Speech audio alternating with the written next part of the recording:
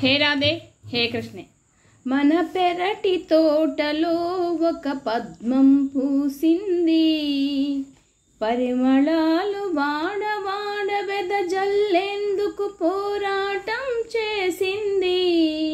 ఆ పోరాటంలో విజయకేతనం ఎగురవేసింది. ఉన్నత చదువులు చదివి ప్రజల కోసం తన జీవితం అంకితం చేసింది. బడుగు బలహీన వర్గాల కోసం పోరాటంలో ముందడుగుంది. ఇందిరమ్మ ఆశయ సాధన కోసం నడుం బిగించింది. అందుకే మూడు రంగుల రథం ఎక్కింది.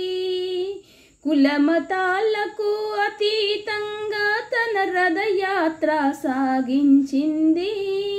అలుపెరుగని పోరాటంలో తన సత్తా చాటింది.